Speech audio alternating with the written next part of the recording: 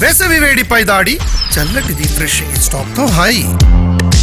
Phone tapping పై రేవంత్ ప్రభుత్వం commission వేసి ఏడాదిన్నర గడిచినా దాని పురోగతి ఏమిటో తెలియడం లేదన్నారు ఎంపీ ఈటల. బీఆర్ఎస్ కాంగ్రెస్ మధ్య లోపాయికారి ఒప్పందం లేకపోతే విచారణ ఎందుకు తూతూ మంత్రంగా చేస్తున్నారని నిలదీశారు. ఇప్పటికే సంవత్సరాలు గడిచిపోయింది. మీరు అనేక కమిషన్లు వేసిండ్రు. ఇవాళ విద్యుత్ కొనుగోళ్ల మీద కమిషన్ వేసిండ్రు, ఏమైందో తెలియదు.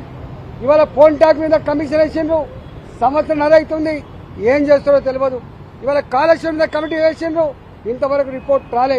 నాకు అనిపిస్తోంది ప్రభుత్వానికి నిజాయితీ ఉందా లేదా.